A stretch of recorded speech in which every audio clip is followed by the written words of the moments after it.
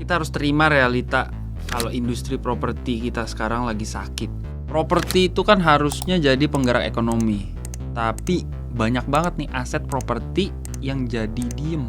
Inilah sekarang gambaran industri properti di 2026. Tentu sih enggak, cuma bandingin lah sama 10-12 tahun lalu. Kayaknya kurang ganteng aja sekarang.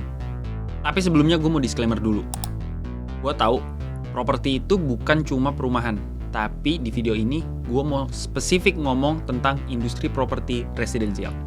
Jadi di video kali ini gue mau ngebahas problemnya properti yang sekarang, kenapa mereka melemah, dan apa ngaruhnya sama ekonomi. Jadi langsung aja kita ke chapter 1. Sebelum masuk ke properti nih, gue mau ngomongin investasi dulu. Yang namanya investasi ada 3 aspek yang harus diperhatiin. Uang, waktu, dan nilai tambah. Jadi setiap orang yang mau ngelakuin investasi harus merhatiin 3 aspek ini. Indeks harga properti di Indonesia. Menurut data, emang naik, tapi kenaikannya tuh cuma di bawah 1% di tahun 2025. Ini artinya kenaikannya tuh moderate, nggak boom kayak 10 tahun, 12 tahun yang lalu. Dan parahnya nih, transaksi realnya tuh melambat. Survei penjualan properti di Indonesia, menurut Bank Indonesia, penjualan rumah di pasar primer sempat terkontraksi pada 2025. Jadi ya wajar aja kalau investor bilang harganya naik tapi duitnya kok nggak gerak. Jadi banyak investor juga mikir, harganya emang naik tapi kok sedikit banget. Bahkan di banyak segmen, kenaikan harga ini tuh rasanya cuma gimmick marketing, bukan dari permintaan real. Masalahnya bukan cuma di harga, tapi cara orang beli properti.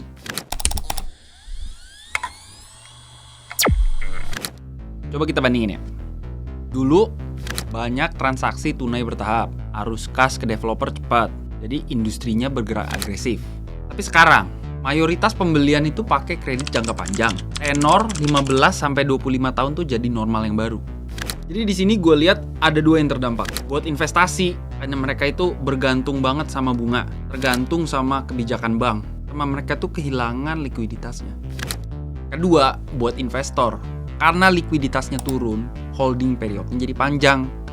Otomatis returnnya harus dihitung secara realistis. Simpelnya gini, properti ini berubah bentuk dari yang spekulatif jadi aset defensif jangka panjang. Masalahnya banyak orang masuk investasi ini dengan mindset era lama. Tapi menurut gua ini bukan salah sistem. Ini evolusi industri.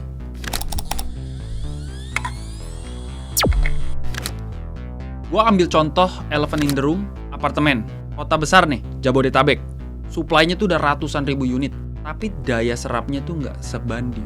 Kebanyakan unitnya itu udah dibangun, lama kejualnya, di pasar sewa pun nggak optimal. Akibatnya, apartemen itu jadi aset pasif. Buat investor yang rasional, mereka mikirnya supply-nya gede, tapi demand-nya turun, return-nya juga turun. Terus gue mesti ngapain? Ya gue tunggu lah.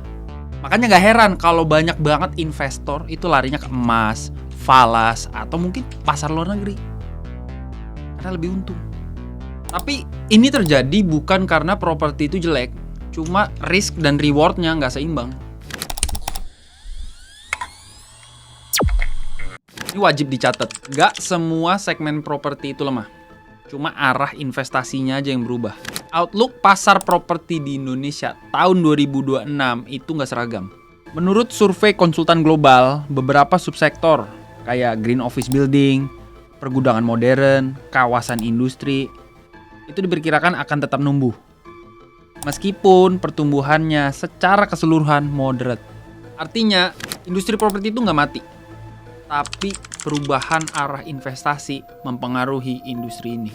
Sekarang gue mau tarik ke level makro. Pertumbuhan ekonomi kita ada di 5%. Stabil, tapi flat.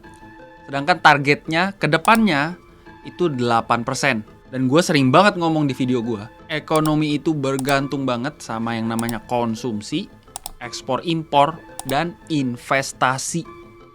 Ya, seperti cita-cita Pak Presiden, Pak Prabowo sekarang 8%. Nah, kalau 8% pasti dalam waktu 10 tahun lagi otomatis penduduknya mesti makmur ya. Ya. Nah, bisa 8%. otomatis propertinya akan tumbuh pesat. Tapi kalau ekonomi so-so seperti sekarang ya 5%, 4,5%, 4,8%, seperti saat ini memang akan berat. Nah, menyinggung itu lagi-lagi route map untuk menuju 8% ini Belum terlihat. saya lihat tidak terlihat cukup jelas ya. Dan yang namanya properti itu harusnya jadi mesin penggerak ekonomi. Karena yang namanya properti itu padat modal, padat tenaga kerja, dan punya efek berantai ke berbagai banyak industri. Karena kalau investasi properti itu melambat, proyeknya ketunda, ekspansi ketahan, lapangan kerja nggak ada. Makanya ekonomi kita di situ-situ aja, nggak mau ngebut. Karena tanpa akselerasi investasi, termasuk di sektor properti, ekonomi kita bakal nyaman terus di 5%. Nggak bakal naik ke 8%. Gue jamin. Let me know what you think.